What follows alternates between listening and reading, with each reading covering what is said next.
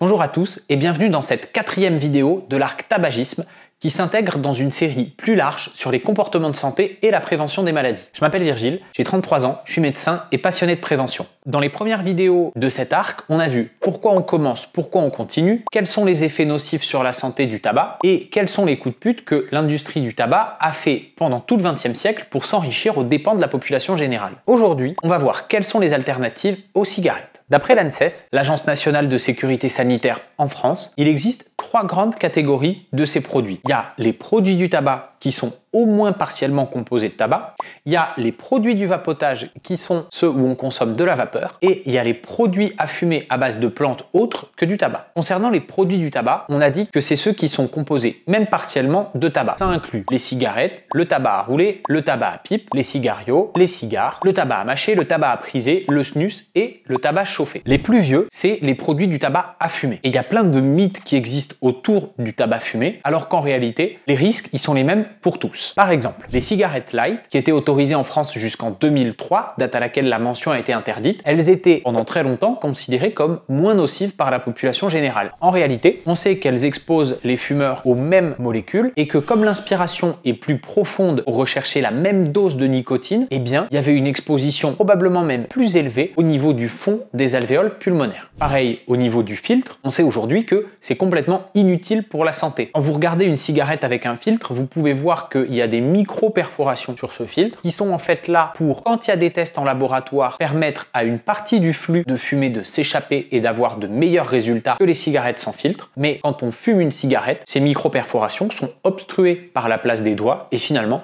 ça n'a aucun intérêt. Et le seul intérêt du filtre, c'est d'éviter d'avoir des miettes de tabac sur le bout de la langue. À propos des cigares et de tout ce qui est cigario et fumée non avalée, eh bien, le risque sur les poumons et l'œsophage n'est quand même pas évité à 100%. Par ailleurs, l'exposition au niveau de la cavité buccale, de la langue, des gencives, de la bouche, elle est présente et le risque cardiovasculaire est présent également. Pour le tabac chauffé non brûlé, c'est quelque chose de plus récent qui est apparu aux alentours des années 2018 et l'argument principal c'est il n'y a pas de fumée donc c'est pas dangereux. Concernant la santé, contrairement à ce que les fabricants de tabac et de tabac à chauffer avancent, il n'y a aucune étude sérieuse indépendante qui montre qu'il y a moins de risques sur la santé du tabac à chauffer que du tabac fumé. Par contre, il y a des études très sérieuses qui montrent qu'il y a le même risque d'exposition au polonium 210, qui est un composé radioactif cancérigène dont on a parlé dans la vidéo précédente. Et en fait, on se rend compte qu'il y a les mêmes toxiques dans le tabac chauffé et dans le tabac fumé. Simplement, le profil de répartition, il est différent. Un petit peu moins de trucs, un petit peu plus de machin. Les autres produits du tabac, c'est-à-dire ceux qu'on fume pas, c'est en premier lieu le tabac à chiquer, le tabac à mâcher et le snus. La plupart du temps, c'est des pâtes ou des poudres qui sont soit libres, soit dans des sachets qu'on va venir caler entre la gencive et la lèvre, en haut ou en bas, et on va la laisser comme ça diffuser dans la salive. Dans le cas du tabac à mâcher, c'est un peu différent, c'est comme un chewing-gum, ça se mâche. Historiquement, aux États-Unis, c'était très répandu dans la Ligue majeure de baseball parce que, à l'époque, ça permettait aux lanceurs de faire une balle dite à effet mouillé. Aujourd'hui, cette balle, on n'a plus le droit de l'utiliser. Alors, les raisons, j'en ai aucune idée. Je ne sais pas si vous avez des vidéos spécialisées sur le baseball. Je suis preneur de toutes les infos dans les commentaires. En tout cas, c'était très répandu dans la Ligue majeure de baseball aux États-Unis et, pour une raison que j'ignore, c'était très répandu aussi en Suède et en Norvège. Et en Suède et en Norvège, c'est le snus qui était très vendu, c'est-à-dire une poudre dans des petits sachets qu'on mettait aussi entre la gencive et la lèvre. Ça, c'est interdit à la vente en Europe depuis 92. Depuis 2018, il y a une apparition d'un autre produit qui est les sachets de nicotine sans tabac qu'on appelle les Nicopods ou les Nicopouches qui sont en fait juste de la nicotine pure qu'on va venir prendre en coinçant le sachet encore une fois entre la gencive et la lèvre. Et ça, c'est quelque chose qui est mis sur le marché avec un marketing hyper important ciblant les jeunes avec des boîtes qui sont jolies, avec des campagnes d'influence. Il y a par exemple British American Tobacco, BAT, dont on a parlé dans la vidéo précédente, qui a payé $1 milliard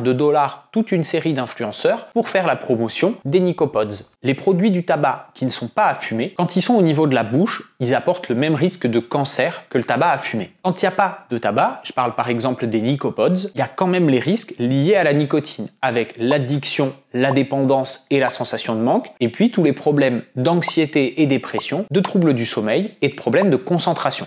En dehors de ça, je tiens aussi à mettre en lumière le marketing hyper agressif des industriels du tabac parce que aujourd'hui, ces Nicopods, c'est une formidable porte d'entrée pour attirer des jeunes non fumeurs et les rendre addicts à la nicotine pour qu'ensuite ils puissent basculer, s'ils le souhaitent, dans un tabagisme plus classique. Pour ces produits sans tabac, qui sont les Nicopods ou les Nicopouches, la FDA, c'est-à-dire l'Agence de régulation de l'alimentation et des médicaments et des produits illicites aux États-Unis, elle a conclu qu'il n'y avait pas assez de données pour dire que c'est plus sûr que la cigarette, notamment sur le risque d'addiction. En face, British American Tobacco, eux, ils ont dit si, nous on trouve c'est plus sûr.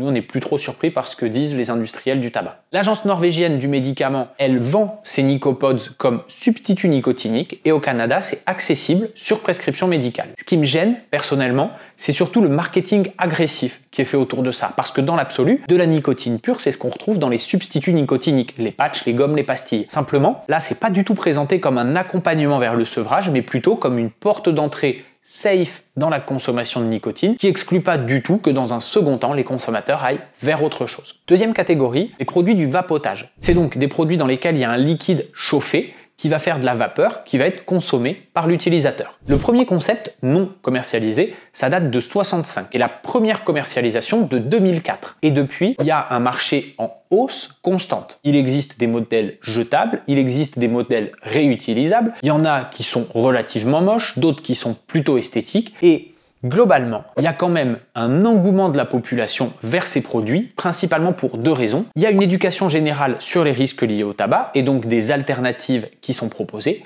Et puis également, il y a un coup de génie marketing hyper important de la part des industriels. Parce que ce soit en termes de goût, de couleur, de design ou de prix, on est clairement sur des produits hyper accessibles. Que ce soit pour commencer son addiction à la nicotine ou pour la continuer.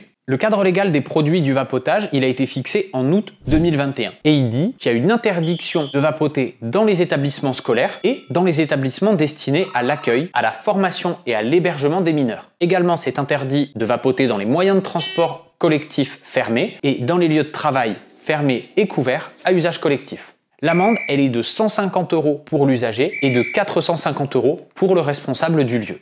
Les risques sanitaires liés au vapotage, ils sont moins importants malgré tout que le tabac fumé. Il n'y a pas de goudron, il n'y a pas de benzène, il n'y a pas de monoxyde de carbone, il n'y a pas de particules fines. Mais c'est probablement pas sans danger. D'une part, parce qu'il y a des formaldéhydes qui sont classés cancérigènes et qui sont irritants pour les bronches, qui sont présents à haute concentration dans la bouche, la gorge et le nez. Il y a d'autres irritants comme le propylène glycol ou l'éthylène glycol qui sont utilisés pour faire la base du produit liquide et des études récentes ont montré que ça augmentait le taux d'asthme chez les adolescents utilisateurs et ça augmente l'obstruction des voies aériennes, notamment des bronches, chez les patients atteints de BPCO. Également, il y a un impact bucco-dentaire avec une augmentation des cas de gingivite chez les patients qui vapotent. La place du vapotage dans la société aujourd'hui, elle est indéniable. C'est le premier outil utilisé par les Français pour arrêter de fumer, mais les dernières études sur le sujet montrent que le maintien de l'arrêt du tabac chez les gens qui vapotent est relativement faible. Et également, il y a un changement de dépendance du tabac vers la vaporette, puisqu'en fait, tout ça est sur un fond de dépendance à la nicotine.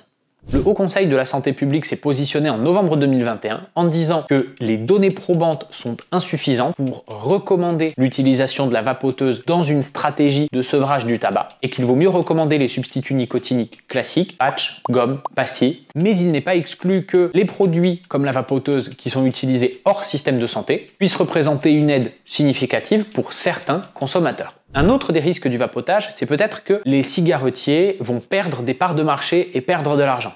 Non, je déconne.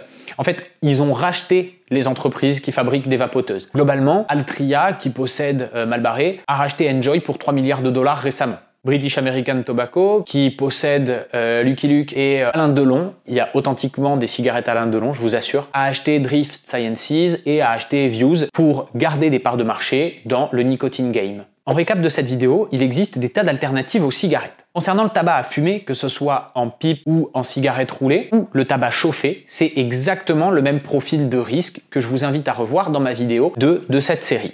Le tabac mâché, le tabac à chiquer ou le snus, ça expose au risque de cancer de la bouche et à des risques esthétiques. Et aujourd'hui, ça reste peu en vogue. Ce qui est plus à la mode, c'est les vapoteuses et les sachets de nicotine. Ça, c'est le petit dernier de l'industrie des cigarettiers. La vapoteuse, je vous rappelle qu'il n'est pas à exclure qu'elle expose à un risque de cancer puisqu'elle donne par le liquide des formaldéhydes classés cancérigènes. Et également, il a été montré qu'elle était irritante. C'est mieux que la cigarette, mais c'est pire que rien. Les sachets de nicotine, ils exposent les utilisateurs aux addictions, aux troubles du sommeil et aux troubles psychiques.